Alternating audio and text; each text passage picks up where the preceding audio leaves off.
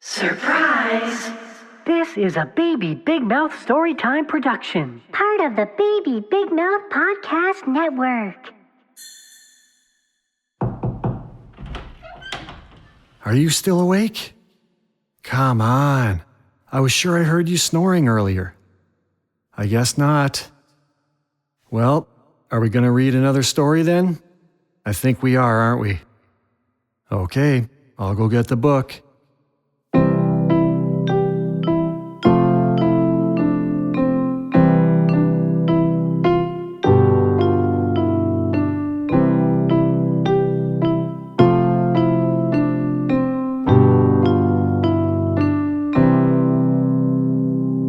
Okay, tonight's story is a classic, Goldilocks and the Three Bears.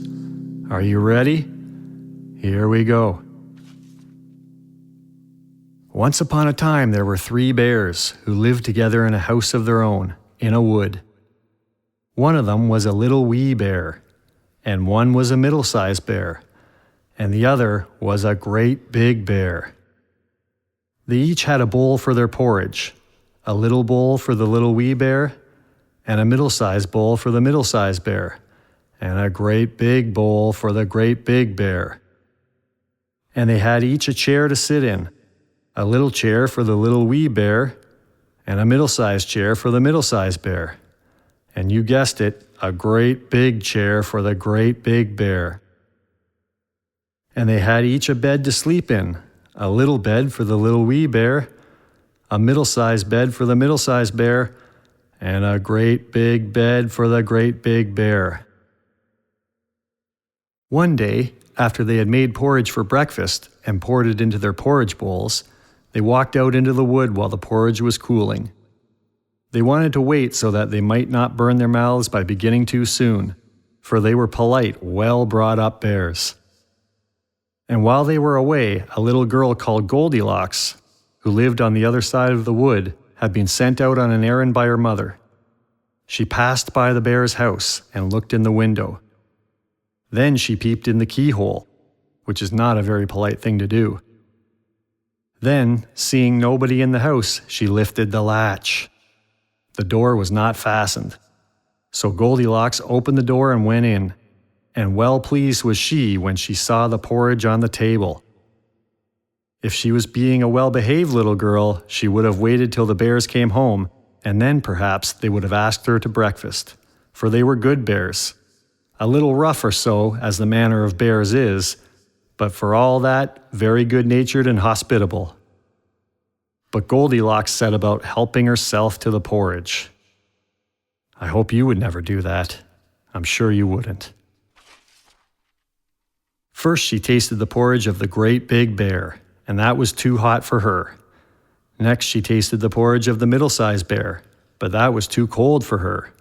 And then she went to the porridge of the little wee bear and tasted it, and that was neither too hot nor too cold, but just right. And she liked it so well that she ate it all up, every bit. Then Goldilocks, who was tired, for she had been catching butterflies instead of running on her errand, sat down in the chair of the great big bear, but that was too hard for her. And then she sat down on the chair of the middle-sized bear, and that was too soft for her.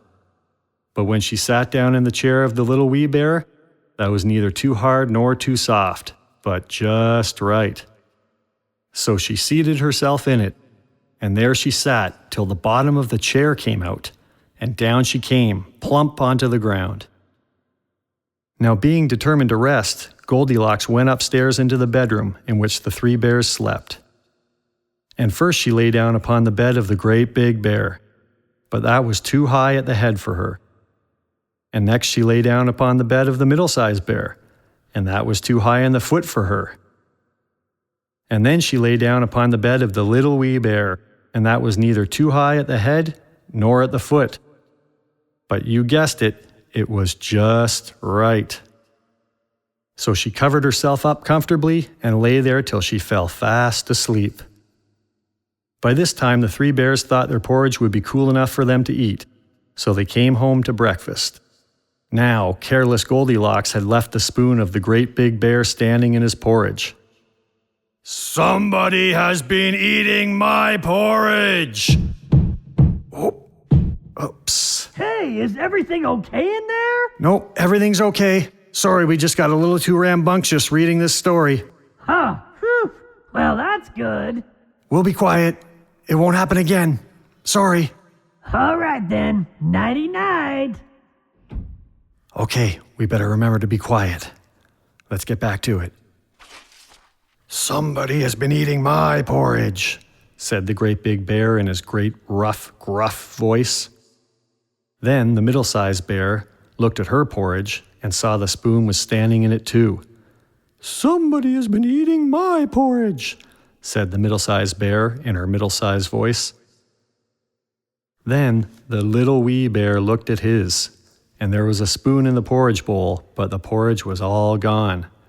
Somebody's been eating at my porridge and has eaten it all up, said the little wee bear in his little wee voice.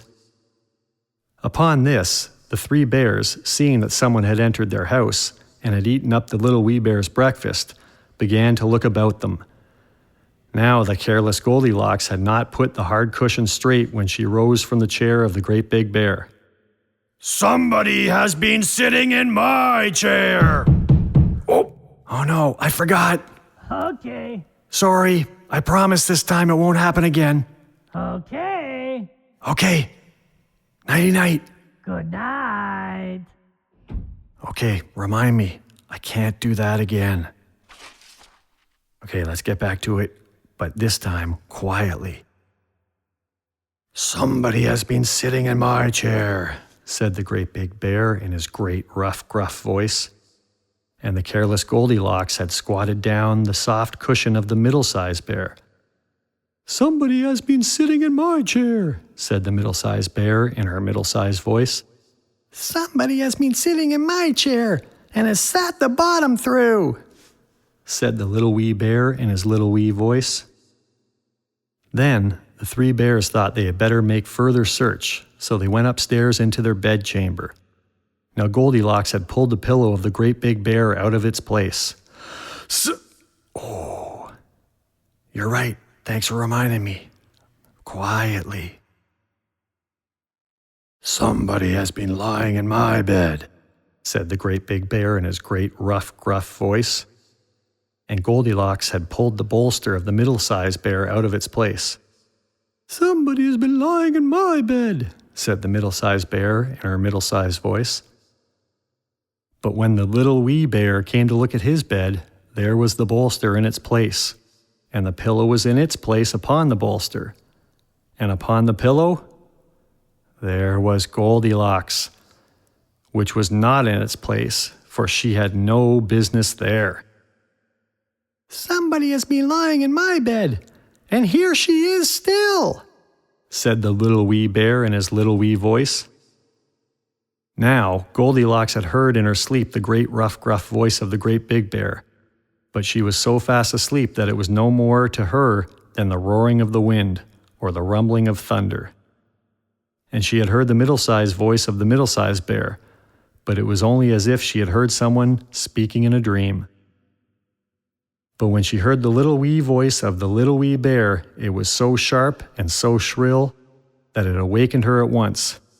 Up she started, and when she saw the three bears, she ran straight out the bedroom door, straight down the stairs, straight out of the front door, straight through the woods, straight into her house, straight to her bedroom and hid under her covers for a very, very long time. And she never had porridge again. Okay, now it's time for you to go to sleep, or else you're going to be a real bear tomorrow. Nighty-night.